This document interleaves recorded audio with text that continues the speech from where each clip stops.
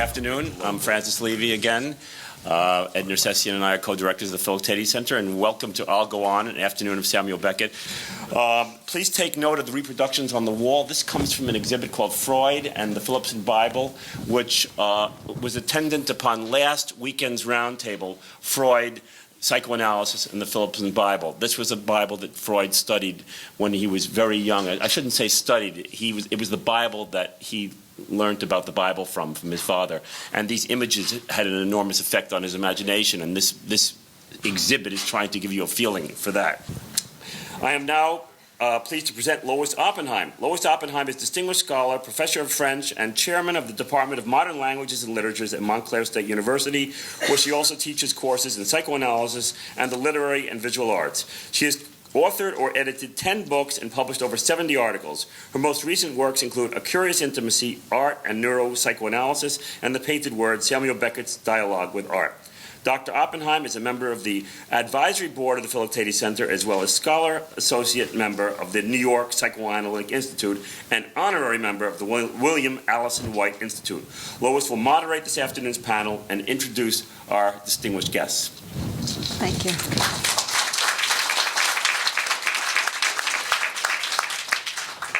Well, I'd like to thank you all for coming and extend a very, very warm welcome to our panelists. We have really an extraordinary group here today. I'd like to begin by actually reading to you a passage that appears in Tom Bishop's book called From the Left Bank, Reflections on the Modern French Theater and Novel. And Tom wrote, "It has been estimated that more has been written on Beckett than on any other author during his own lifetime. Books by the hundreds, articles by the thousands have analyzed, deciphered, dissected, suggested.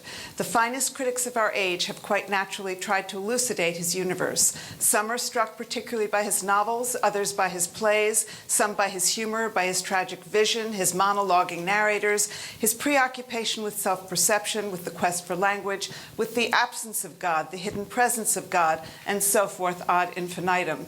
Beckett himself, in characteristic fashion, said nothing. He was not one of those writers who constantly explain in supplementary texts what they mean in their creative works. Rather, in an oft-quoted 1958 letter to Alan Schneider concerning the meaning of Endgame, Beckett made it crystal clear that he considered it his job to write works, not to interpret them. And Tom quotes Beckett from a letter where he wrote, "My work is a matter of fundamental sounds, no joke intended, made as fully as possible, and I accept responsibility for nothing else. If people want to have headaches among the overtones, let them, and provide their own aspirin." That said, what we're going to do here today is not explicate Beckett's work, I think, as much as talk about what the experience is of acting Beckett's work, what the experience may be of directing Beckett's work, what the experience is of seeing Beckett's work. In other words, the subjective response to Beckett's work, not what the meaning of Beckett's work is. You remember what Beckett said when somebody asked him who Godot was? If I had known, I would have told you. If I knew, I would have said. Right, exactly. And as I thought about what questions I might pose to the panelists, I kept writing to Francis and saying, okay, I'm up to 5,334. Can I stop now? Because there's just so much that I would like to know and that I'm sure you would all like to know. I told you to keep going on. Right. He did, indeed. So one thing I would like to say to the panel is, if I direct a particular question at one of you, I hope that the others of you will please just feel free to join right in and make this a lively exchange amongst you. The first question, though, that I would like to pose to Edward, and that is really, actually, if you'll forgive me for being so book-oriented, but Alan Schneider said something that I think will be of interest to all of us, particularly since we saw so much of his directing downstairs. He called himself a playwright's surrogate, and you may know that he directed a number of Edward Albee's works as well. And this is what Alan Schneider wrote. "What is a director? Nothing. He shouldn't be talked about. His personality shouldn't exist. He shouldn't seek a style. He should be rigorous without rendering the thought of the author, without adding anything. For that matter, authors should direct their own works. Unfortunately, most of them can't do it. In the old days, the director was an actor in the company who did the blocking. There was no talk about it. I put my name as director only because I was asked to, but I don't like it. I have no theory, and I try to have no characteristic style. So my question to you is, what do you, as a director of Beckett, do? Well, let's talk about Alvin for a minute. I was aware of some of Alvin's work with Sam Beckett before he started directing my work. And what I liked so much about Alvin was that he respected a playwright when the playwright deserved to be respected. He didn't make cuts in a text. He didn't let actors do improvisations during a performance and add things. He understood with Beckett that Sam knew better than anybody else what a production of a Beckett play should look like and sound like. Sam knew better than anybody. I learned this a couple of times. I must tell an anecdote, but no, I'll tell it now. In the same evening that I was directing Ohio Impromptu down in Houston, I was also directing Krapp's Last Tape. Now, those of you who know the play will remember that Krapp goes off stage 3 times to get a drink of whiskey. Great sound of the cork. Irish whiskey, of course. The great sound of the cork. And I was directing the play, and about a week before we opened, I said to my actor playing Krapp, hey, 3rd time, start off stage. Don't do it. Don't go. Think about it. Look off stage to where the whiskey is, but don't go off stage. Come back and go to the tape recorder. And the actor said, yes, but here. I said, yeah, I know what it says in the text, but I have a feeling about something. And so in the production, which we did, he didn't go off stage the 3rd time. Now, this is me, a playwright, going counter to what Beckett wanted. Well, it so happened that a week after we opened that I hadn't known. I wouldn't have let us open had I known it. There was a huge conference of Beckett scholars in Houston. and Beckett's biographer came to see me after my production and said, Edward, I noticed you made a little change in Krapp's Last Tape. I said, yeah, I know I did. He said, no, it's all right. I noticed that you didn't have Krapp go off stage for the 3rd time. I said, yeah, I probably shouldn't have done it. It's all right, Edward. The last time Beckett directed that play himself, that's exactly what he did. That's a nice story. So I think maybe I had a sort of author's intuition of what was right there. But Alan Schneider understood that really nobody saw and heard Beckett's plays as clearly as Beckett.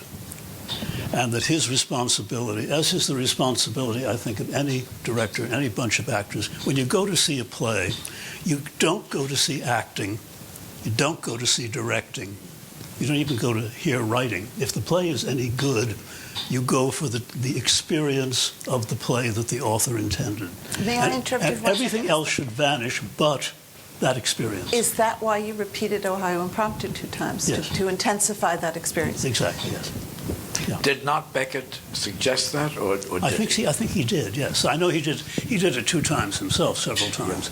But the 3rd scene, that is such a complex and wonderful text that I think I just wanted the audience really to get it, really to hear it a 3rd time. That was probably naughty of me, but it worked out talking okay. about Alan's extraordinary fidelity to Beckett. It was really remarkable because he was so faithful to Beckett before Beckett ever got into directing himself. In the days when Alan began to direct his plays here in this country, Beckett had not yet directed anything.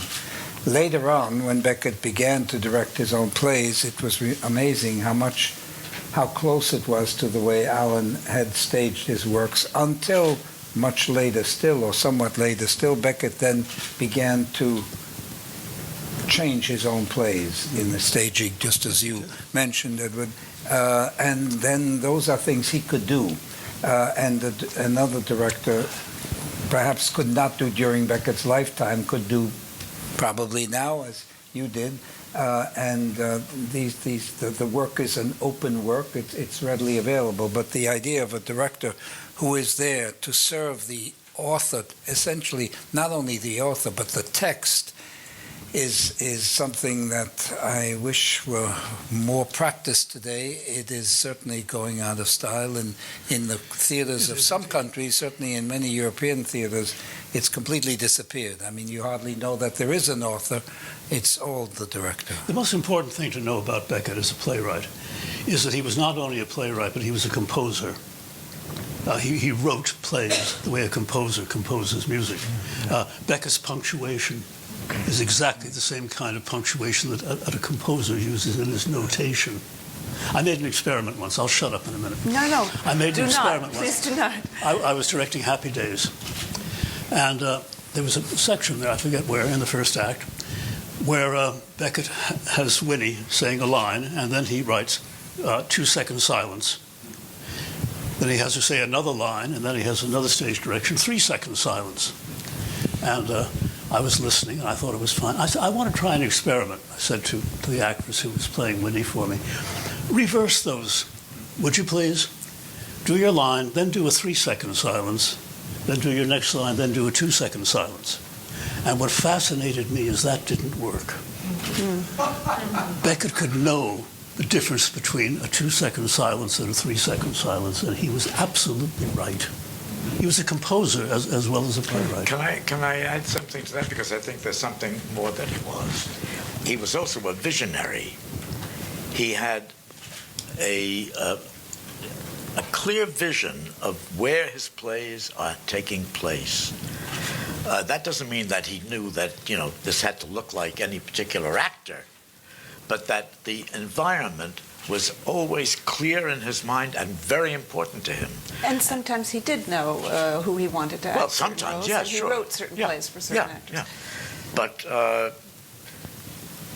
so that the plays have a future life. He was a visual artist as well. Yeah, Very much absolutely. so, very much so. And toward the end of his life, I think that his plays really stemmed from a vision, not from an idea, and certainly not from a text. I mean, the things I did for German television, which are just walking patterns. Do you know what? You must know what I'm talking about.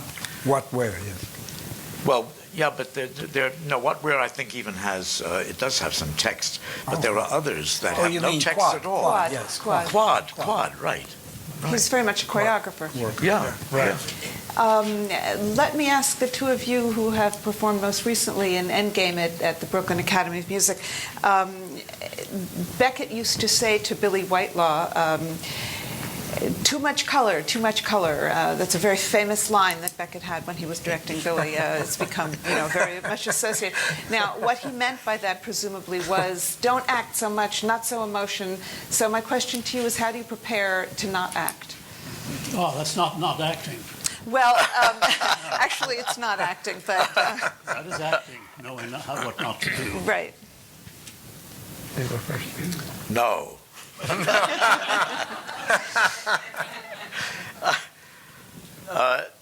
We all have different ideas of what anything means. And so when Beckett says that, I think I know what he means. Okay, what do you think he means? Well, it's very, very personal. I mean, what's over the top for you may not be over the top for me. But, I mean, while we're on the subject, I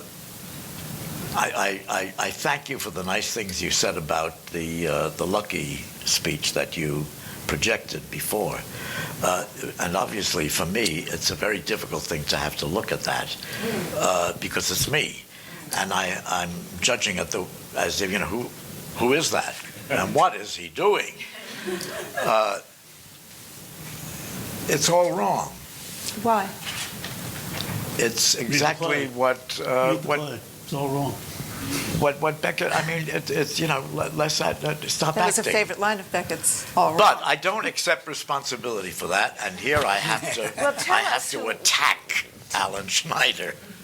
tell us what you feel about it's all wrong, and tell us whether you agree as to why that is all wrong. Well, I knew it was all wrong as In it what was sense? happening. Because less is more. One of Okay. Beckett's rules I is mean, less is all more. of this is personal, your own vision, your own idea about things. But as we were doing it, I knew it was wrong. But Alan, he was not a movie director. He was not a television director. He was a stage director. And I think he was feeling his way and finding his way. And I think he thought that Lucky's speech, which is so long, that it needed to move. He needed to have camera angles. He needed to have movement in it. Right. It was wrong. So he that is directed it differently on stage, of course. Oh, on stage, Yes. I was absolutely stuck still. I never of course, moved. yes, exactly. And the thing had cumulative value because of it. And this gets all lost in meanderings. And also, it sort of drove me to go over the top and to overdo things. And, I mean, it gives me the creeps now to watch it. nonetheless, rest assured, if you really want to see wrong, I'll show you a film with Roman Polanski playing Lucky. Then you'll see what's wrong. Oh, this is wrong enough for me. But I'm not sure the audience here today, and certainly I'm willing to accept what you say as the actor. Yeah. However, for one who's seen a number of Godots over the years, that is a performance that stays in my mind as being really an extraordinary performance, and I won't change my opinion even though I'm not going to talk you out of it. I think John had something to add to that. What, about his performance? Yes, as well? you look like you were raring to say something. No, I think that it's interesting about when he says the no color, don't color it. You have to understand that he was also directing plays. That's when he was directing. It's from his notebooks, and there were certain. He was scaling the performance to the theater too. This was a very small theater that he was working in, so he kept changing it all the time. And then there were other times he would say exactly the opposite. So it depends where you're performing the play too at the same time.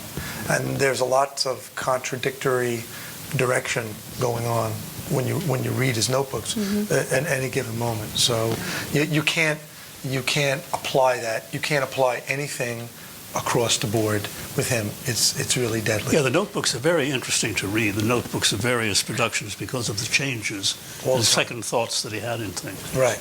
Actually, Lois, on the yes, subject of sure. color, you might be interested in this anecdote, and I'll relate it from the point of view, which is probably outrageous, that maybe Beckett was not always right about what he thought about how his work should be staged. That may be scandalous to say, but I think it's probably true. This was a production late in life in 1986, 3 years before his death. It was his 80th birthday, and 4 plays were being staged in Paris. One of them was What Where in French, which he had written in French, and I think, if I remember correctly, anyway, he had 4 characters appearing, reappearing, disappearing, and speaking a very, very odd, very enigmatic, perhaps his most enigmatic text, having to do with torturing each other. Give him the works. Give them the works, right. And did you play in that? Yeah. Yes, you did, of course, at the Clermont, right. Yeah. But this was a much reduced version, much better version. But he told his actors to have no color at all. David Warlow was one of the actors, and it was spoken by all the actors in a flat, completely colorless voice. It was not good, and David didn't like it. And there was an interview. These plays were filmed, and the actors were filmed talking about the plays. And David complained in the film about Beckett's direction, saying that he forced them to do something that they felt extremely uncomfortable doing. And for the audience, I must say, it was also uncomfortable. It was completely flat, spaced out. It became two-dimensional. And for a reason which I fail to understand, but that's what Beckett wanted. He might have been wrong. That actually raises two other questions, one for each of you. To go back to what you said a minute ago about where a play takes place, how do you feel about doing Beckett in a non-traditional space? How would you feel about doing Beckett, as you know, about the Joanne Akalaitis production of Endgame that took place in a subway station? It's illegal. That particular production was, but Walter Asmus has taught Beckett's assistant and in German at the Schiller Theater in Berlin, who went on to become a very accomplished director in his own right. Feels very strongly that Beckett plays can take place anywhere, in a lawn, in a garage, in a wherever. Or would you be comfortable with that outside of a theater? Would you be comfortable not on a proscenium stage? Would you be, etc.? Well, they just asked us if we would do, Alvin doesn't know this, but we want to, move Endgame this coming year. And Andre Belgrader's production? Yeah, the production. And they asked if we could do it in a round. Mm-hmm. And I said no. Mm-hmm. It's not a play to be done in a round. Right. It's not. No, it's a proscenium play. It's not. So I said that's an impossibility. In Germany now, we playwrights have a big problem when we have plays done in Germany, because it is legal for directors to make changes in authors' plays in Germany. It is legal for them to do it, which is unfortunate. It is indeed. The question that I wanted to direct to you had to do with Beckett's directing, which Tom just commented upon. When you were directing the three plays, well, first of all, I'd be curious to know why you chose those three plays as opposed to any others. But two in one evening. Right. Ohio Impromptu Okay. and But Craft's why Last Day. those And plays? also I've directed Happy Days. Happy Days, right. Why those? But my real question is, what was my real question? I don't know. Oh yes, did you look at Beckett's? Invent one. Did you look at Beckett's directing? Did you look at any tapes of Beckett's directing? Have you looked at his production? Were you in any way influenced by his directing, other than what you've already said? I have looked at some films and others of Beckett's work, but I find that the source material is in Beckett's text. And since I found Beckett saw and heard so clearly, he makes it quite evident what the requirements are. And my favorite Beckett plays are Happy Days, Endgame, and Craft's Last Tape. Those are the three that I admire most. And I haven't gotten around to directing Endgame yet. Do you but plan you to? guys did a good job. Do you think that might happen? Is that Probably, in the future? yes. Good. You mentioned the BAM production. Did any of you go to see the Happy Days in BAM? Yeah. And I hope you had as terrible a time as I did. I did. It was a disgrace. Absolute disgrace. Because completely distorted. People are asking why. Because if you Beckett's the set requirements. Beckett said a flat space, a flat area with a small mound. That's it. We didn't have the collapse of civilization as we had over in BAM, with huge pillars and rocks and everything. I'm not even getting to talk about the interpretation, which I thought had very little to do with Winnie anyway. But it just, if somebody knows so precisely the environment that they're writing in, you do damage to the writing by doing the opposite of what the playwright wanted. Can I bring up the Joanne Akalaitis? Please do. But just one word about this, if Yeah. forgive me, Alvin. Yeah. You're absolutely right. This implied an apocalypse, the end of the world. This wasn't the end of the world. This was an everyday event. Exactly. Winnie was not being, and in fact, the actress was trying to get out of the mound at the beginning. She's never trying to get out of. This is part of her life. Well, of course, everybody, by the time they reach middle age, is buried up to their That's waist. right, that's in a right. mound of And then the second act, And you know where trying it to goes. get out is And just by not by part the of time it. you're in late middle age, you're buried up to your neck, which is why it's a 2-act play, by the way, rather than a 3-act. Excuse me, Alvin. No, to me, the Joanne Akalaitis' production of Endgame is sort of it's the perfect example of why you should take Beckett at his word. Could we fill the audience in a little bit? This was a production that took place in the 1984? At ART in at Cambridge. the American Yeah. Repertory Theater. Yeah. That was staged not as it was supposed to be, but was staged. Well, it was she staged it in an abandoned subway station. Right. I never saw it because I was doing Endgame myself in Right. New York at the time. Right. So, the main thing that I want to say is this: that there were, I think, something like 4 or 5 or 6 trash cans. Now, For the rest of the family. I mean, that is the question.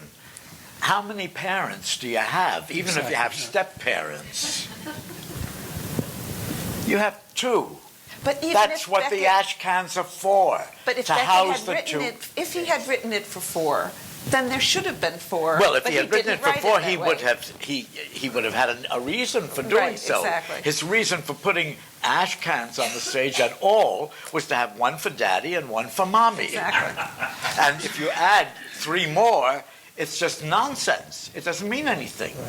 And also setting it deep down in the subway, Yeah. what do you do about the fact that when he goes up the ladder and talks about what he sees outside There's in the, the earth, landscape? yeah, he It's sees the land and he preposterous. sees the ocean. It's preposterous. Then you know I mean, it means nothing. It's just, For some reason, fuck around with Endgame- it, that's all. Endgame is the game, the play that gets hit more than anything else. When Endgame, the French fin partie, was done for the Comédie Française, being taken into the repertory of the Comédie Française is a major event that makes it a classic by definition. It was the direction of it was handed over to a director named Gildas Bourdet. Very poor choice. He's a fine director, but not for that. And as the rehearsals went on, word leaked out that he had done the following to the play with 2 wonderful actors. The setting was pink. Right. The walls were in pink. There were scattered around the floor 10 or 12 plastic mannequins, like you see in the shop window for clothes. And there was music, rather gay music. And Beckett heard about that and decided that he wasn't going to have that. So negotiations went on. He wanted to interdict it. Finally, the result was they covered the pink. They took away the plastic mannequins. The director took his name off the production, and the actors did the best they could given the circumstances. But it's one. I think this is the kind of thing where you can really destroy a play. You can make other changes. You can make other changes which might be interesting, positive. But when you change the setting completely, then you've really killed the play. I mean, imagine going to see Godot, and instead of being on a country road somewhere where there is nothing beyond it, and after all, there should be nothing. We can't even imagine what happens beyond the stage. There is nothing beyond the stage. Supposing some director said it at the crossroads of 42nd and Broadway, you change everything. It would be ludicrous. Wouldn't be the same play at all. Do you mean this specifically just for Beckett, though? Because I mean, No. the whole modern directing, we would have no Peter Brook if we were doing, or anything. Well. I mean, I think some the works of some playwrights may be more open to transposition than others. But I don't know of the work of anyone else that is quite as precise in its setting, in its every breath as Beckett's, and that really, you don't have to direct. If you're a director, you can also direct Neil Simon. You don't have to direct Samuel Beckett. And if you decide to direct Samuel Beckett, it seems to me you have some kind of an obligation to the text. Not necessarily to be totally pure. I think the kind of purity that was required during his lifetime is probably fairly stifling to a director. And I think people should be allowed to take some liberties, and I think like what? A rewrite? No, certainly not. Certainly not. No, but I think most of all, we have the liberty to say it's a bunch of crap. And I think that's really the critical, that's what we can do. And that's where people can't do everything because they're open to criticism. But when you take the setting and you change it, in the case of Beckett, again, if you're doing Pal Joey, I'm sure you can change the setting and you can retain the integrity of Pal Joey. Somebody's rewritten the book of Pal Joey for this new production. But you had Vanya on 42nd Street, for instance. You mentioned 42nd Street. But it was not Vanya. It was Vanya on 42nd Street. And that was That's a film, different not a play. Yeah, but I mean, you can do a new version of a Always classic, sure. But it's something else. Okay, I would like to ask John Turturro a question. That's a name, John Turturro, that is associated for most of us with, not right away with Beckett, but with your more than 60 films that you've made. And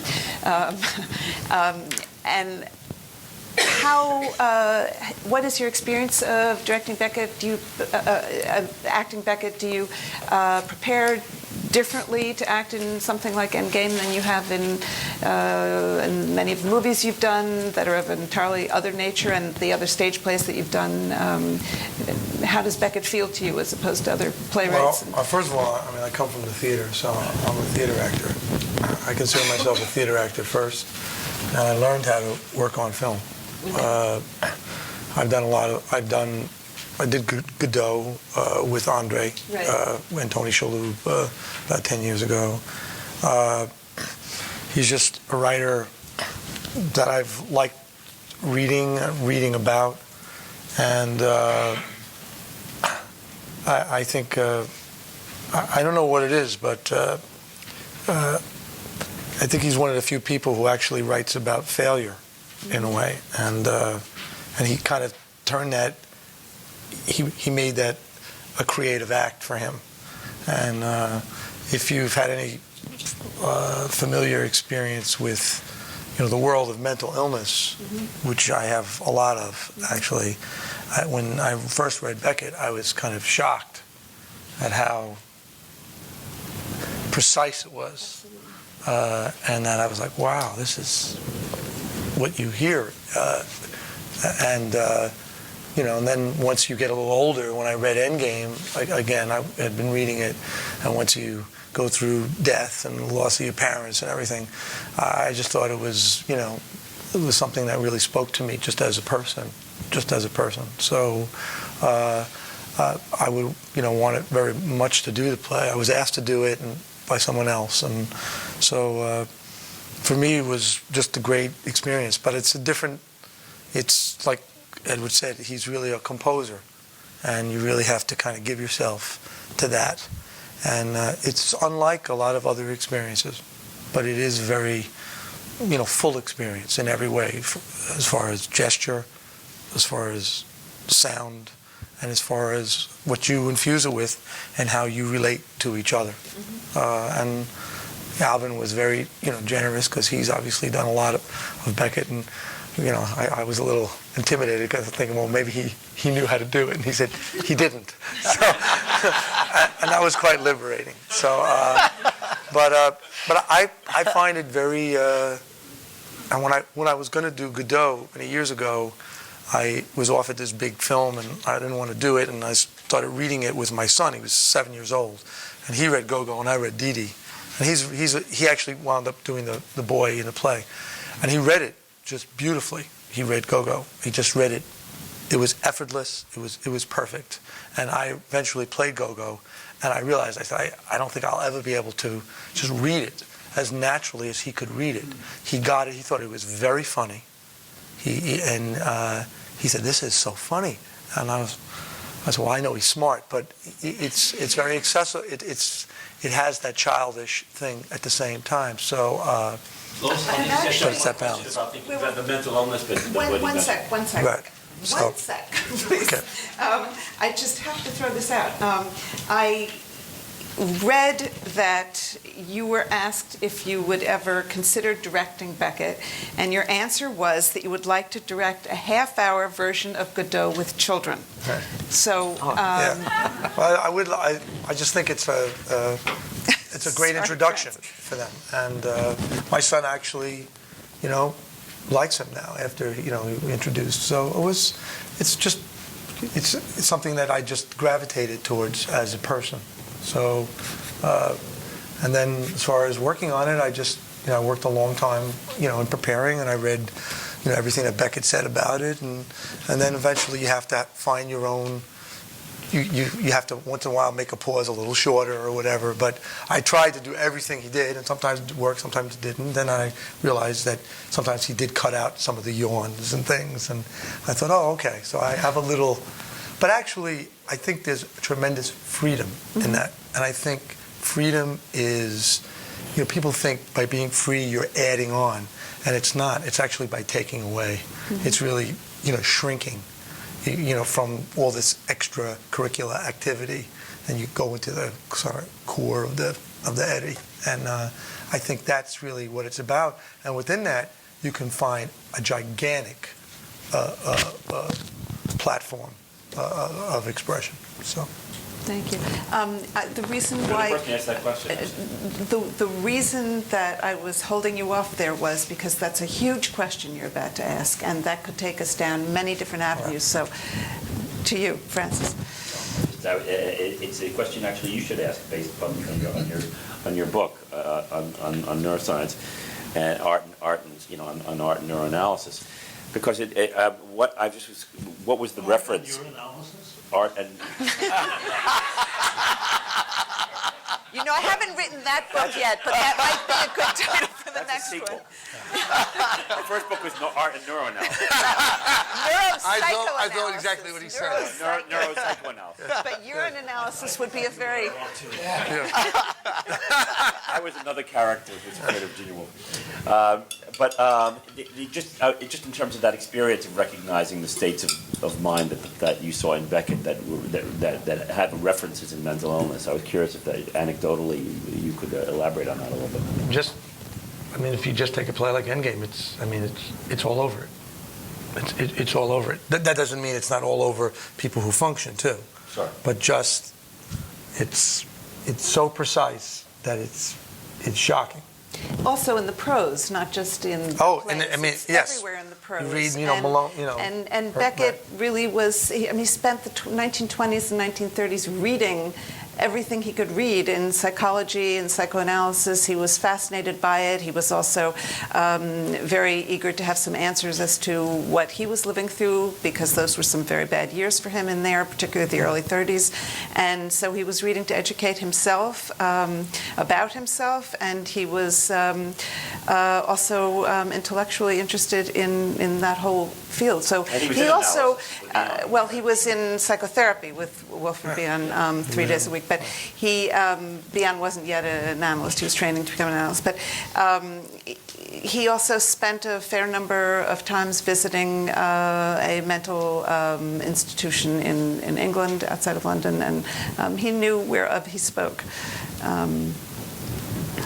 It's the specificity that's so interesting. I think people, for me, always misinterpret it and see the plays in a more larger context, and it's the specificity that you bring out in your book so much.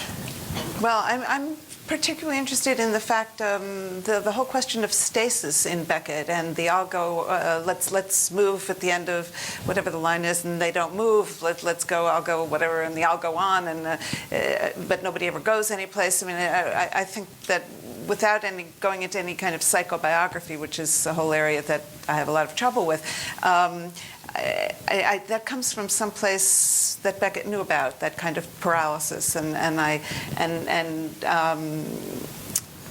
think that really is something to be looked at.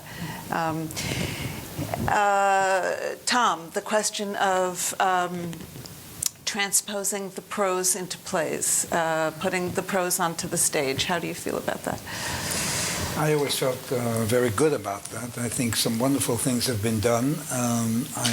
As you know, Beckett was at first violently opposed to it, and then just opposed to it, and then broke down and let a few things happen, mainly through the efforts of the Mabu Mines, who did serve him very well. And one of the great Beckett evenings of theater was the production, included the production of The Lost Ones, directed by Lee Brewer with David Warlow. It was really an extraordinary evening, done to get the Theater for the New City, I forgot what year, in the 70s sometime, together with play and never mind. Beckett thought he had... Company. No. Maybe? No. It was Come and Go. So there were two plays and then one adaptation for the stage, which worked fantastically well. Beckett had really given the Mabu Mines permission to do a staged reading. He didn't quite realize he wasn't told that it was going to be a real production. But before he had a chance to get upset about it, a number of people told him that it was extraordinary. And from then on, he did allow the Mabu Mines to do any number of other things. Fred Newman, Joan Akalaitis did Cascando, which I thought had no relationship to the radio play at all, but was a wonderful evening of theater, but not a wonderful evening of Beckett's Cascando. And then there's Barry McGovern's I'll Go On. That was quite a bit later. But of course, Jack McGovern had done something similar. Jack McGovern, who had been... McGowan. I'm mixing politics. Jack McGowan, of course, had done something similar in the 60s still, and he had done a work based on the trilogy. There's validity in these transpositions, because I find that Beckett's plays, the experience of Beckett's plays and the experience of his novels are identical. I find they are the same thing. He wrote novels the way nobody had ever written novels, and he wrote plays the way nobody had ever written plays. And if you listen out loud to speeches in his plays, those are speeches from his novels. They come from the same place. They come from exactly Absolutely. the same, a new place that nobody had done before. Right. Quite amazing. Beckett said early on, when he was writing novels and then did Godot and then Endgame, he said he was writing theater to distract himself, because writing novels was so difficult. The trilogy was so demanding that it was really a relaxation to write plays. But of course, you're right. They are the same material, exactly. And therefore it's valid, and it does give a director the possibility to not be limited, since there is no stage direction. It's not a play. He or she is completely free to open it up. So it's an ideal setup. Now, I'm glad to see that the Beckett estate has been more allowing of this. That is Edward Beckett and the estate in England, whereas the French have been. When Beckett died, before he died, he decided everything for France. When he died, his friend and publisher Jérôme Landon took over, became the executor, and he became more royalist than the king, as the French like to say. And when he died, his daughter became even more draconian, and you get the impression that I don't know how long anybody will have to wait till things can really ease up. But in English, at least it's happening. Since you mentioned English, can we talk a little bit about the bilingual Beckett? It wasn't too long after what you were mentioning happened in the post-war years that Beckett switched from writing in English to writing in French. And do you have anything to say about why that was, how that affected his work, how yes, Tom? It's something that's interested me a great deal, and it seems clear to me that Beckett turned to writing in French, a language which by the time he did begin to write in French in the early 40s. He knew French perfectly well. So he felt very much at ease in French, though in his early works in French, Malloy particularly, there's still some Anglicisms, but not much. But I think he did that to free himself. I think he felt constrained by English, constrained by Joyce, by the Joycean novel. I mean, he had written Murphy, which was pretty much in the Joycean vein. He needed to get away from that and write a different kind of, we're talking about fiction at this point, and indeed the trilogy is very different from what he wrote before, and it's very different from what was being written at the time. And in order to do that, he needed to transpose himself. The fact that he was able to do that is one of the extraordinary phenomena. Now, he's not the only writer who has written in another language, but as far as I know, he's the only writer who has not only written in the other language, but has translated himself in both. Right. Since, with very few exceptions, he translated everything he wrote in English into French and everything he wrote in French into English. A quadruple production, which is unheard of. Okay. Alvin, you did a lot of work in Jerusalem. You also did a lot of training in mime way back when. And could you talk about some of those early years and how that training in mime? You also studied with Martha Graham, I believe, and how that may have prepared you for easing your way into Beckett. And Marcel Marceau was among your peers and classmates, and the whole experience of mime, and Etienne de Crou, etc.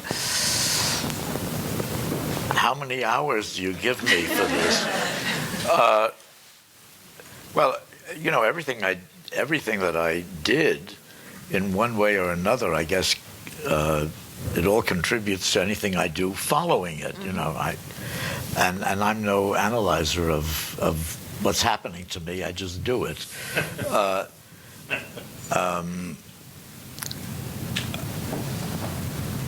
I think that, you know, I think the kind of work that I did with de Crou and as a mime, it certainly gave me a different physical ability or physical vision of how to use my physicality on stage.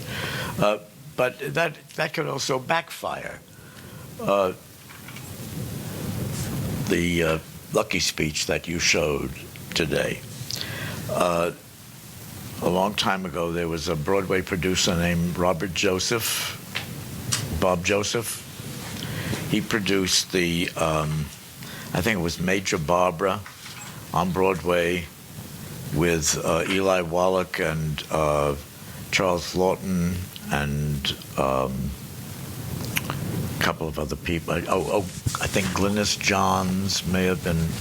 Anyway, he thought that I was the cat's whiskers, if that's the expression, and he wanted me to play, I guess it's Snobby Price in that play, but he had to sell me to Charles Lawton, and he insisted, Bob Joseph did, that I do the lucky speech for Lawton in his office. And I said, no, that's a terrible idea. I mean, it's out of context, it won't mean a thing to him. It'll be absurd. Please don't make me do it. He said, you have to do it. So I did it. And at the end of it, Lawton said, but he's dancing. And I didn't get the part. Oh. Yeah, I mean, it was, all he saw was, you know, little pieces of movement and talk, and it meant nothing. So, I mean, those things, you know, I think that my mime training helped me build the character physically. And although I still think that what we saw today does not represent what I intended and what I think I did on stage. But I know that the the idea of this slave who continues to have there's mental activity going on, but there's also physical activity because he carries the bags. He's the servant. He serves him. He, brings him the stool and his instruments, and that he had to have both a physical and a mental life going on all the time. Well, what do you do about the physical life? I mean, you're just standing there. Beckett says he's standing there holding 2 bags in his hands and a folding chair under his arm.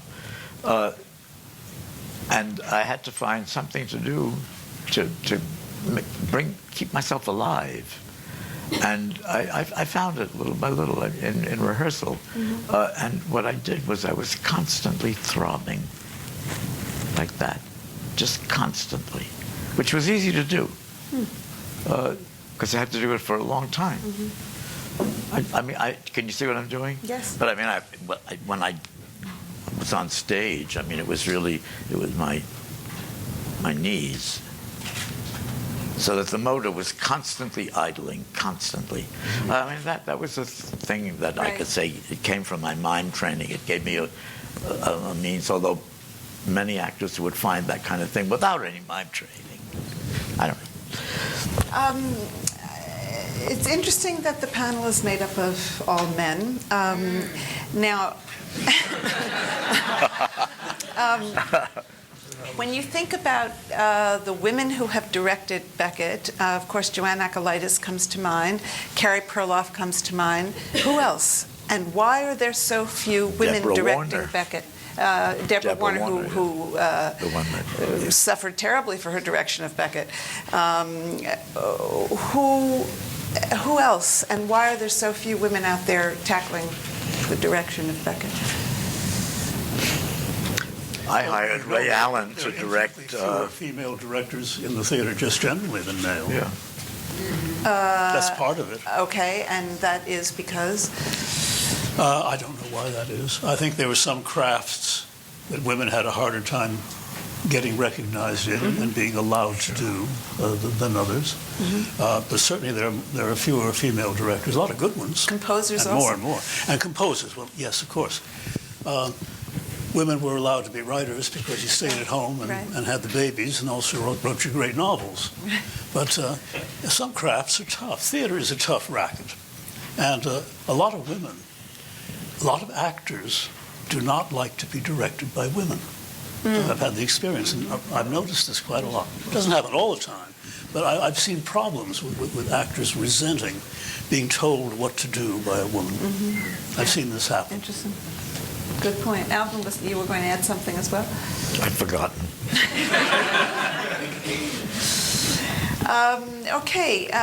Critics. I just wanted to give one more example of how extraordinary a writer Beckett is. In Beckett's wonderful late play, A Piece of Monologue. Yes. Extraordinary play. This old guy is looking out a window into a sort of a dark and stormy night, And any other playwright would have written the following line. In effect, not much going on out there in the vast dark. That's not a bad line. That's okay, In the vast dark, that's all right. But you know what Beckett wrote? Not much going out there in the dark vast. Now, that's the difference between an okay playwright and a great playwright. I just wanted to get that in. That's nice. That's very nice. Yes. Well, I'm going to try to say something which I feel deeply about Beckett's plays. Okay. I don't know if I can succeed in this. I think that when I said before that Beckett was a visionary, I meant that, on top of being a composer and a playwright, he had ideas, but that I feel, and this is, I think, maybe the reason why it's so important to be faithful to Beckett as much as you can. It's that his plays and probably his prose, his novels also, stem from a a deep and concrete recognition of something that's going on in himself. Something, and that resonates so strongly for everybody else because it's deeply human and very personal. With him, I'll talk for a moment about not I. Does anybody have? I mean, the mouth. Does anybody know what's going on there? I think I do, and I think it's a woman who has suffered either a stroke and is coming to, is regaining her consciousness, but has gotten to only to the point where she stops and says, "Who? No, she." In other words, not I. She still hasn't integrated herself. She's describing what has happened to her, but it's still somebody else. But why do we have to see that as having suffered some kind of organic? There's well, I certainly, mean, if you read, John just read it, and because it's a complete description of where she is, what she's experiencing, and it's a complete description of a loss of self and an inability to assume the first person pronoun. She can't say I. She can't associate her own sense of self with an I, yes, which isn't necessarily an organic deficit. It can also be. I mean, we can't really distinguish between the physical and the mental anymore. But yeah. That's certainly there are a number of. But then, what do you do with all the rest of what she's telling you about where she is and how she got there? I have no problem. She's out in a field, right, in the grass, lying face down. Right, and why? That has something to do with her state of consciousness. I mean, for me, not yeah. I is all about a rape. Yes, all right.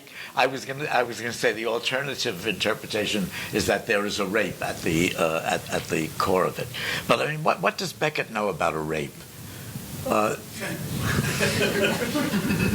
What he does know is the phenomenon of recovering from a disaster. From trauma, right? Yeah. And that's what he's writing about.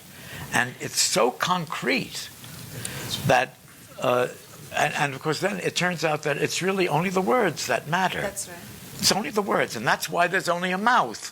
Otherwise he could have said, well, we have a field, and that there's a woman lying face down in the grass. He doesn't write that. He says there's a mouth. But the same kind of problematic is really you'll find in his prose work, where narrators are trying to come to terms with their self, yeah. with who they are, with the I, the ability to say I, which is very difficult for all of them, and they are not in the same situation as the mouth of not I. They're not lying down in the field. They may be stuck in a jar. They may be in some other situation. In a trash can where you were. Yeah.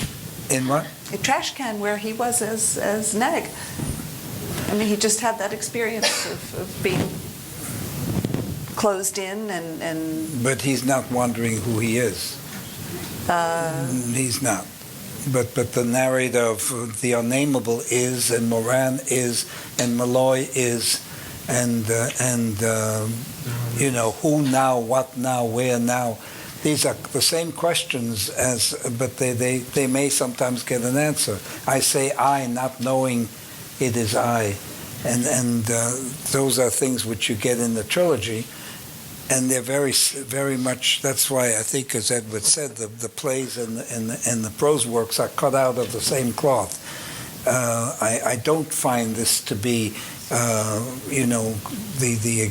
the play that relates some kind of an event, a stroke, a rape, something as precise as that. I think I try to resist that kind of a realistic approach to any work. I don't need to find some realistic impetus I for agree with you for the work. 100%, and I, nevertheless, it's my association to it, that's all. Oh, well, that's fine. I mean, I'm why not saying Beckett was writing about a rape, but I when you do understand look that. at That's what the you- words Sure. closely, Sure. there is a narrative there.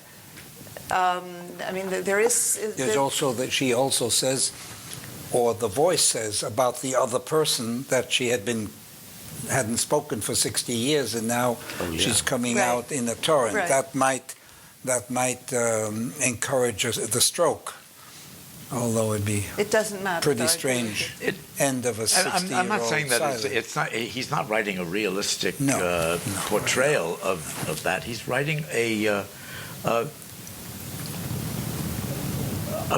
process that's going on in his consciousness, and which I think everybody goes through. Those of us who have not been raped and haven't had strokes, we're going through some very similar process all the time in trying to establish your identity.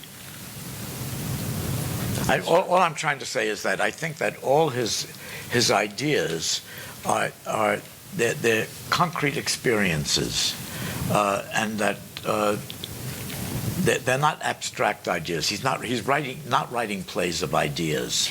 Yeah. There are no ideas there. It's all experience. Like phenomenology, right, Lois? We go down that route? Well, let me just ask one more question, then we'll open it up to a Q&A to the audience. Beckett, 200-300 years from now? I think he will remain one of the most, 2 or 3 most important playwrights of the 20th century. I consider Ibsen to be a late 19th century playwright. Chekhov, Beckett, Pirandello for his ideas, not for the quality of his work. A few others, not many. One of the most important. I know that I have learned, I think, basically as a playwright, but also as a director, more about playwriting from Beckett than I have from any other writer. Sound and silence, clarity. Everybody goes around saying that Beckett is so obscure. If all of Beckett's plays were presented in living rooms, nobody would find any of them obscure. I don't want them to be presented in living rooms, you understand. But nobody is clearer. Nobody is more precise with language. Nobody is simpler. It is absolutely amazing that the clarity and the simplicity and the purity of his writing. It's true. And Well, I you think learn the Beckett... you learn what not to do more from Beckett than you do from almost any other playwright. But I would add that Beckett, the prose writer, will also remain 300 years from now. Yeah. John, you don't think so? No, I don't. I think he will. But it's true that, and I think that's where you have a difference between the theater of Beckett and the prose of Beckett. The Beckett prose is extremely dense and is not as readily available as his If plays. you read it out loud, it's clear. But you have to take you have to do that, Yeah. that could be true for something like Company. Know How On, Worstwood Ho gets pretty tricky, but The Unnameable is also pretty tricky. But on the other hand, you go and see Happy Days or Endgame or Godot, and if you haven't been completely brainwashed by the idea that Beckett is difficult, he's not difficult. That's right, he's not difficult.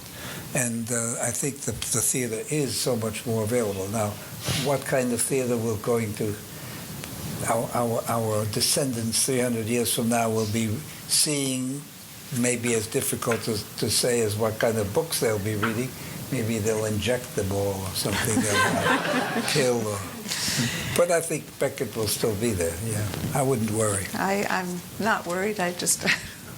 I'm sure there's some questions for... Lois, we've always talked about the fact that we really like to have questions, and what a wonderful time of Beckett Symposium to deal with the notion of the metaphysical and linguistic idea of posing a real question. Everyone really wants to make a point all the time, and they tend to give real disquisitions. But what about trying for concision here in memory of, Great in honor idea. of Beckett? Great idea. So the idea is when you come Okay. up, have a real question. Okay, good. Not a question. Henry Earl. Gratitude for a fascinating afternoon, first of all. The question, what about the impact of the viewer, on the audience? And what brought it on was the Buster Keaton piece. Yesterday, I saw some magnetic resonance, functional magnetic resonance imaging of children and adolescents and adults, looking at both the prefrontal area and the emotional areas, the amygdala. And they were using these horror pictures and smiley pictures, very much in the Keaton film, the two pictures, the woman just before she falls down the stairs, of unmitigated horror. What effect in general does Beckett have on the various audiences? I realize it's an impossible question, but a sampling of how people react to Beckett.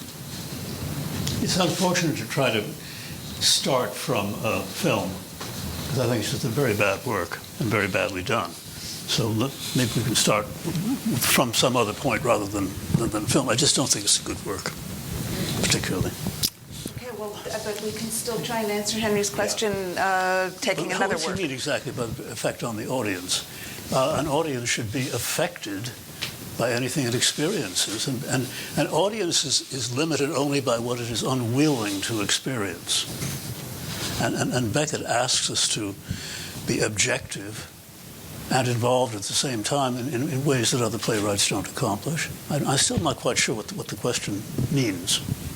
Do you want to say any more about Well, people react to it. I mean, they react in boredom, or they react by walking out the door, or they react to various kinds of denial, and they react emotionally and intellectually. The only way that anybody can probably experience a Beckett play correctly is the way they should experience every other play they go to. Every time you go to the theater, you should pretend you're seeing the first play you've ever seen.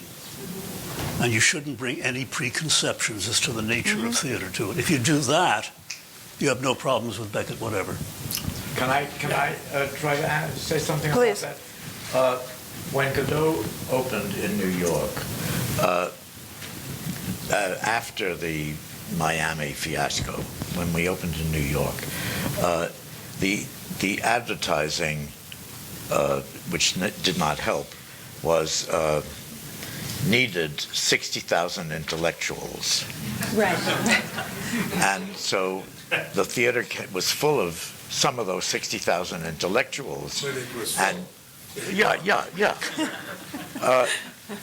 It did work. Well, it didn't work in Miami, where the advertising was the laugh riot of two continents.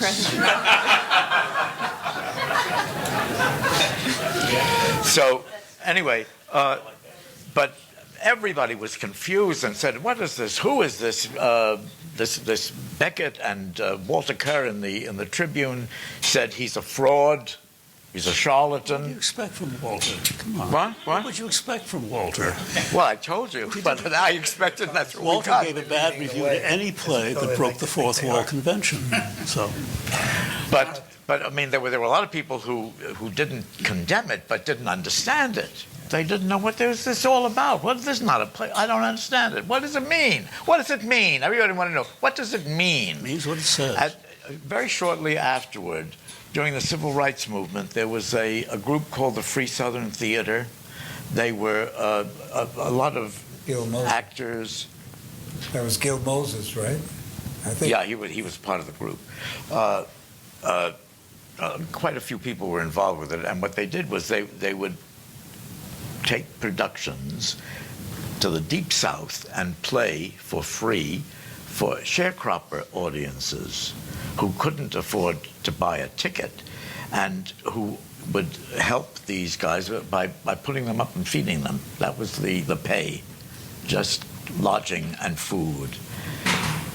What were the two shows that they took, that the Free Southern Theater took? They took Pearly Victorious and Waiting for Godot. And the sharecropper audience in 1950, whatever it was, understood Godot. They applauded as loud for that as they did for Pearly Victorious. Godot has been done in prisons. Yes, the same thing happened in San Quentin. San The Quentin. prison audiences in San Quentin had no problem. Susan Sonhag did it in No Sarajevo. problem with Godot. They didn't The know about prison the fourth audiences wall. had no problem. Right, absolutely. Although there's a funny anecdote about Jan Jansson's experience of taking Godot from from one of the prisons in Sweden on the road. Actually, they were given permission to let some of the prisoners go on the road, and they sold 16,000 tickets in advance, but it never opened because the 4 primary characters made it out the back door, and that was the end. There you go. You wonder what kind of effect it had on the audience. The audience came, but there was no show. Beckett would like that. Couldn't you say that Beckett's plays are poetry, not only the words, but the sounds, everything that takes place, and even the suffering that we feel watching it, is poetry which possibly goes back as far as Shakespeare, since it was mentioned about in the Southerners, the Southern poor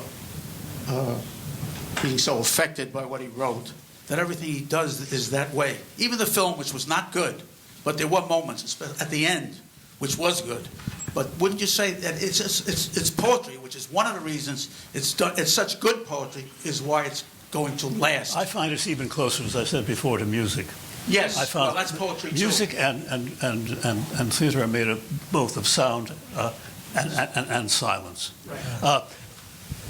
It's very interesting with directing Beckett, and I've directed 4 or 5 of his plays in various places, learned a lot from it. But toward the end of a rehearsal period, when I have to know, or after a Beckett play that I've directed has opened, and I want to know how it's going, I don't have to listen. Rather, I don't have to see what's happening. I just have to stand in the back and listen. And almost, if I can conduct the play that I directed, and it hasn't fallen apart structurally in sound and silence, it's intact. And yet the image of Beckett's work is so extraordinarily Well, of course, that's terribly important. important. But sound and silence, Beckett's relationship to music, being such a composer, is so important. And of course, he was a pianist. I mean, he played the piano. He was married to a pianist. He had many musicians in his family, and the ear was certainly very Sound important. and silence. Sound and silence. Yes. Beckett was able to turn trauma into fantastic art. I'm referring to Waiting for Godot. Beckett was a member of the French resistance. He was in France throughout the war. One of his assignments was to meet with another agent, go to a crossroad in the middle of the countryside, and await the arrival of a third unknown agent. The third man was very delayed. Beckett and the other man were extremely frightened. They didn't know whether the Germans would suddenly appear. Had the third man been caught, tortured, compromised? Yet, as a result of today's meeting, I think Beckett would not want the scene played as trauma and fear, but the edge is still there. Is there a question? Yeah, what do you think about the roots in this traumatic episode that he turned into great art? You think that was the source of Godot? Yes, Uh-huh. and it's in a book by Drew Middleton called The Armies of the Night. It's about the French resistance. Well, we get our stuff wherever we can, you know. It's how you put that stuff down. That's Right. You know. So, I think one of his last acts, they said, when he had to go back, he went back to France, and he was in the Red Cross. And one of his last acts, he was doing, because he still had things he had to do in his service. It was, I guess there was all this. The hospitals, the children's hospital, was infested with rats. And his last official act was he came up with this compound with this guy who was a chemist, and he had to lay, he was poisoned. He was the person who had to lay all the traps. So that's in his plays. You talk about the rat and everything. It's all, but then he uses it. He only has one rat, but it's enough to give you that image of like there's an army of them out there. So yeah. So it's so. Yes. Yeah, I wanted to ask a question about the kind of national characteristics of Beckett's writing. I think it's amazing that he started writing in English and then wrote in French, and then he kind of moved away from language altogether in some of his stuff. But there's still, I'm wondering how you all feel about the Irishness of his work. It's total. And how it expresses itself, even though he's writing in French and even though some of his plays are beyond language. He's a totally Irish playwright. No question about it. I don't know what that means, but I know it's totally. It's interesting. I was thinking about Happy Days. He wrote that in French first? No. He wrote it in English. I can't accept Winnie as being a French woman. I think she's an Irish girl, and there's absolutely no question about it. Doesn't have a French name. No. What are we talking about? National Irishness. Well, his name, I mean, he's certainly very, I don't think Beckett would have been happy to be thought of as essentially an Irish writer. I don't think so. No, I didn't say an Irish writer, but I think An Irish playwright. Yeah. An Irish person. An Irish person. I mean, he was a Protestant too, so he wasn't an Irish Catholic. The famous line of Beckett's when he was in Ireland when the war broke out and he rushed back to France. He was, after all, a citizen of a neutral country, but he said, "I'd rather be in France at war than in Ireland at peace." But Ireland then was not what Ireland is now. But the Ireland informs all of his work. I mean, the geographical setting, even with few exceptions. I mean, there are a lot of things where they're in Malloy, in Godot. There are a lot of French references. Both of those were written in French, and the names are French very often. But even in many works written in French, and more than half of the works written after, most of the important works written after 1940 were written in French. Most of the place names are Irish. Most of them, not all of them. But is it an Irish work? I would doubt it for that. But there's an Irishness to it that's certainly clear because of the places he describes. I mean, Knowlson and others have tracked down Barry McGovern took me through Malloy. I mean, through Malloy, you can walk through Malloy in Dublin. I don't want to sound too Freud 101 here, but I think the idea of his having exiled himself from Ireland at the same time that he went most through writers did. Very bad period, however, with his mother, his need to separate himself from his mother and his difficulty in doing that, his eventual turning back to writing in English and being able to be more accepting of his whole Irish background. I mean, the chronology of it all fits too well to ignore the sense of loss that he felt in turning away from Ireland and turning away from his mother, the ambivalence he had about both his mother and Ireland. I think all of that is so connected that it's something that we can't ignore. What did Auden say about Yeats? Mad Ireland drove him into poetry. Right, right, exactly. Because Hallie- Yeats counted for Beckett more than just about anybody else. Hallie Cohn. Hi, thank you. I had a question. Since we really experienced today Beckett through film, I'd like to ask, and I have not seen, for example, Not I staged. Clearly that film was done in a very particular way, the up-close shot of the mouth the whole time.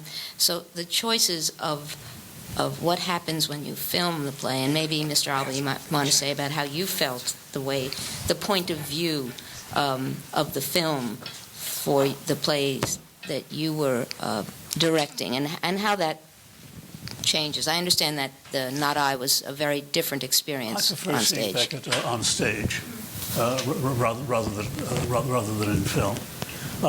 Not I on stage, which must be done in a small theater, and we see the mouth, and we listen. The film we couldn't see very well, and we couldn't hear.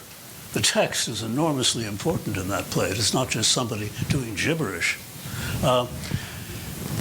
It's an extraordinary experience, an extraordinary concentration on seeing and listening to, and seeing an object and listening to it, and in hearing what's being said. It's an amazing experience. It's also... But on stage, much more than any film version ever could be. The original text has another person in it called the auditor. Yes. And Beckett took that out when it's not in some of the stage productions, but it was taken out primarily for the television. Am I right, Tom? No, it was taken out for the first French production because it was staged in the theater, the little Odeon theater, which was too small to have both. I see. So he took it out, and as soon as they moved it to a larger theater, they put it back in. It's meant to be a shadowy figure. A shadowy we don't figure, see but a very interesting one, and that has a lot to do with the conversation we had before, because Beckett describes the movements that the figure Right. makes like this, helpless, Waving of arms. No. He has a very, I mean, for me, and I shudder to say this in this audience, this is probably, it could be very much a psychoanalyst who is listening to her and who Isn't that a makes this shrugging, gesture when she refuses to. I'll never be able to watch the play again. Well, but maybe that's what he was. He could have been writing that. I'm not saying he was, but helpless. Well, I don't want to waste your time while I check for the description of it. But there is a dissatisfaction, but compassionate dissatisfaction on the part of the auditor. Every time she refuses every time she says "not I," every time she refuses the identification of herself with her own story. Now that's clear in the stage directions. That is completely gone in the film. The film is a different work. It's an interesting work, or a different work, and the mouth on stage. I first saw it when it was done for the first time. The world premiere was at Lincoln Center here, and Jessica Tandy played it, and you saw this small mouth. There was nothing else visible in the blackness, and it took enormous proportions. It was like a headlight in the darkness. It was unbelievable. There was stage presence. I mean, you talk about the visualness of Beckett. That was one of the strongest images. You put that on video, on television. Obviously, they realized they couldn't shoot her from afar, so they had to do the whole mouth. The mouth became something completely different. It became an obscene object, and its presence had a totally different hypnotic effect, but a hypnotic effect too. I think they're two different works. Certainly the stage work is much, much superior, but there is an auditor. Right. Yeah. Matthew. I want to return quickly to the idea of mental states, and actually to synthesize it with the idea of audience response that was talked about earlier, because it's not. It seems to me it's not a general phenomenon of mental illness that Beckett talks about. It's about a particular state that the Brits call schizoid phenomena, and that others here call narcissistic states, which is essentially a profound alienation of self from the rest of the world, from other people, other objects.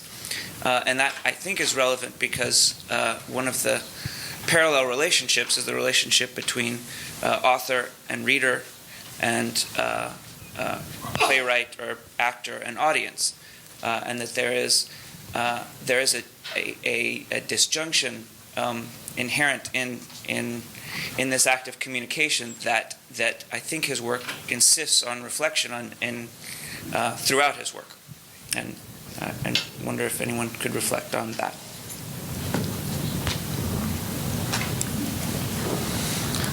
Only to the extent that I don't think we should specify it so specifically and refer to schizophrenia because of it. It strikes me as being the human condition in a post-existentialist world, trying to make sense of a universe that makes absolutely no sense. It happens to every one of us. It happens to all of us. It is not a mental illness. It is the result of consciousness. I would only differ to that extent. I don't disagree. In fact, I think we all experience it in watching any play. That there is, we're looking at something. And we watch it also experiencing our own lives. Right. Yes. I just wanted to ask if you thought, for me, Beckett being such a often depressing and feeling hopelessness situation in the situations that these people are in. I've found Beckett depresses you. Not well. What I was going to say is that part of it does, but there's a part to it, him and some of his writings that have given me so much hope, actually, and this sense of perseverance. And I guess my question was more to everybody here, if that's, as the writing has had that effect on you as well, because I know in your career, certainly you've persevered, regardless of what anybody thought. And that's what's been so wonderful about seeing, all these great plays that are now, okay, sure, they're back in favor and all that, but they've been great plays all along, and you knew that, you just kept writing them. So was there, in a way, was Beckett like a life coach for you as well? Well, as I say, I think he taught me more than any other playwright has taught me, but not necessarily about perseverance in the face of imbecile criticism, or not only that. You got to have a certain toughness to survive in the arts in the United States as a creative person and not a performer. You have to have that, and you have to have a certain sense of your own value. And a toughness, or you're not going to survive, or you're going to turn into an employee, and you don't want to be that if you're an artist. Anybody else know something?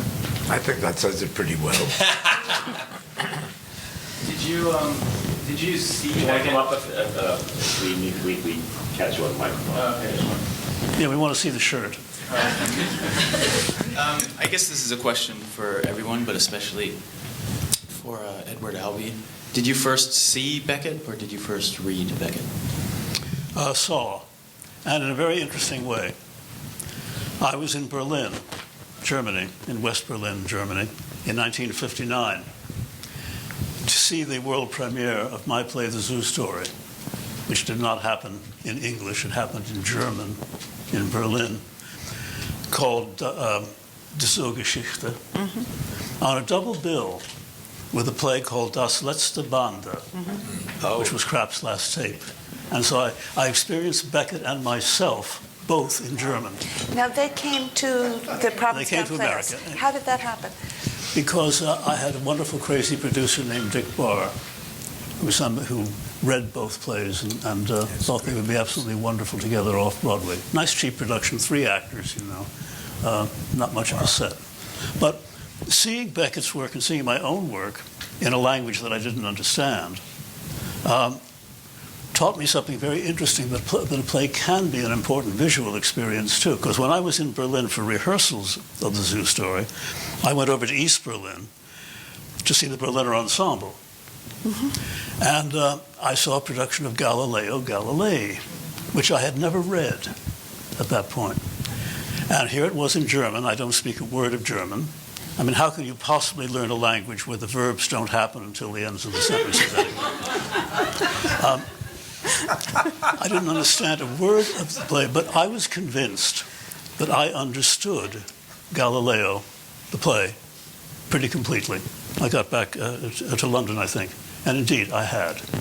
And so I had the experience. Maybe I understood what Krapp's last tape was all about, even though I didn't speak any German, because Beckett is so clear in whatever language. I think you can probably experience playwrights like Beckett and a few others in a language that you don't speak. I think you possibly Well, that's can. why I wanted to show Happy Days. That's the experience I had. I really wanted to show Madeleine Renaud doing Happy Days earlier today. It was too bad that tape didn't play, because the language is fabulous. I wonder how did you feel about Madeleine Renaud? We couldn't do it. It didn't work on this equipment. I saw Madeleine Renaud do Happy Days, and I didn't believe her, because she was a French middle-class woman, and that's not the character. I didn't believe her What, the performance. middle class or the French, or both? Well, you know Madeleine. She was a wonderful actress, but she had certain limitations. Yeah. And she was not peasant enough. She couldn't be peasant enough to play Winnie. It was probably the greatest role of her life. Yeah. Beckett never liked it. He thought she was too sentimental in it. Yeah, she was, no question. Of course, when he directed Billy Whitelaw, he went through that colorless. He wanted her to be colorless. Winnie colorless. Winnie has color for me. Maybe not Madeleine's color, but she has color. Yes, but not Madeleine's color. Okay, we'll take these two questions, and then I'd like to close with one, and then we'll... Would you allow me to ask a question at the I end? certainly Of will. Edward Albee? Okay. Do you want We that got a one guy first? up here. Go ahead. No, we'll save time for the end. The question or the statement has come up a few times about how people respond to Beckett. And before it was mentioned that, what about these people that just can't stand it? They don't know what's going on. And that really wasn't answered, I don't think, unless I tuned out at that moment. Many years ago, a friend of mine and I decided to drag our husbands to waiting for Godot in the village. That was in the 50s. They absolutely hated it. They were ranting. Oh, I'm finishing the story. They were ranting. They were ranting and raving, and then they both walked out. Subsequently, we got divorced. Both couples. I'm not saying it was because of that experience. Yes, it was. But that was an indication of some of the insensitivity that was involved. Okay, That's wonderful. One last question before we get... God knows what would happen with Endgame. Mr. Albee could say some more about the decisions you made in directing Ohio Impromptu. Why you decided to run through the play 3 times, why you had the listener and the reader read to each other in the third version, and what your thoughts are on the BBC production at the end of, with Jeremy Irons. At the end of that, the film is done in black and white, which is where, and at the end of the play ends. And then they go on to have the lights come up, which is not in the play. I don't know whether Beckett approved that addition or not, but just, I guess what I'm looking for are your thoughts on the staging of Ohio Impromptu and briefly what went through your mind as you decided staged to do it three times through, but differently the third time, was multifold. I like to play a lot. I find that what it's about has a considerable density to it, and I'm not convinced that twice is quite enough to experience it. And also I felt that the two people, having experienced this thing together and probably having experienced it many, many times in many years, were capable of reading to each other. Capable of? Reading to each other. I just thought it would be an interesting thing to do. Probably shouldn't have done it, but it seemed to work okay on stage, better than it does in front of a camera, of course. That's why I did it. Okay. And also Houston, well, it was Houston, which tends to be a little slower than New York. Okay, Tom has a question, and then I have a question. Question about, in fact, Ohio. Beckett chose the titles of his play with great care. I mean, Waiting for Godot is about waiting. And Endgame is both a game and it's about ending, etc., etc. Few of the plays have titles by chance, piece of monologue perhaps. we know he called Ohio Impromptu because he sent the play to a conference in Ohio, and it has nothing to do with Ohio, and the impromptu is a genre. If he hadn't called it Ohio Impromptu, what do you think he might have called it? I don't want to try to No, seriously, what could equal a Beckett title. Come No, on. no, but I mean, not what. I mean, it's a serious question. Not I'll what he get might back have. to you on that one. Okay. Okay, I have a last question here. Did you know Beckett? I spoke to him on the phone when I was directing Endgame and playing Ham in it. He wanted to know as much as I could tell him over the phone. So that was the extent Okay, of and it. you did not have occasion, John, to ever meet him, and did you have occasion to? Yeah, I spent some time with him in Paris two or three times. And I know that Tom... I was practically silent the first time. I was so awed by this guy. Well, that probably made for two very silent people. No, but he was Must have nice. been some conversation. He realized somebody had to talk, and he realized that I was shy, and so he was very nice to me, and we had good talks. On the telephone. We never talked about his plays, of course. You don't do that with people you respect. Right, well, particularly with him, I think. On the phone, if neither of us talked, it would have been a lot of money for no purpose. So we both talked, but I must say that he couldn't have been sweeter and more welcoming and gentler. I mean, he just sounded like my mother on the other end of the phone. Before I pose the same question to Tom, who I know was a very close friend of Beckett's, when people meet artists of whatever genre that they greatly, greatly admire, I'd say more often than not they're disappointed by the human being that they ultimately meet. That's a terrible generalization, but it's been my experience and from other people that I've spoken to. It easily happens that one is disappointed, and yet I've never heard anyone say anything that comes even close to that about Beckett. Did your friendship with Beckett over so many years in any way enrich your understanding of his work, influence your understanding of his work? Did your work have any bearing on your friendship with him? Did his work have any bearing on, and how did it play off each other? As Edward said, one didn't discuss his work, except technically. Yes, one could talk about his plays technically. Technical problems. We talked a lot about that. But nevertheless, he was close to you. Not the meaning of his works. He certainly never. When I met Beckett, it was the same. I met him in the mid-'60s, and there was a mutual friend who introduced us and who told me, don't talk, listen, don't talk, don't ask him about his work, just don't talk. And so my friend did all the talking, and the next day another mutual friend told me that Beckett said, I met your friend Tom Bishop, and unfortunately he never got a chance to get a word in edgewise, and tell him to call me next time. So I did, etc.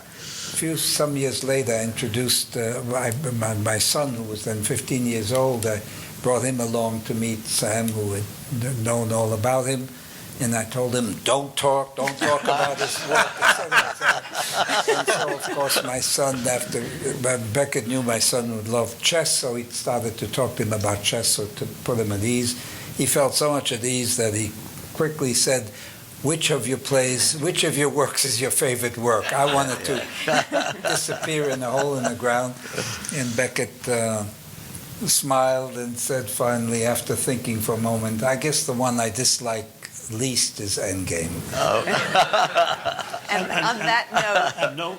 And no playwright should have any answer. When they ask you, what is your play about? There's only one sensible answer. Oh, about 2 hours.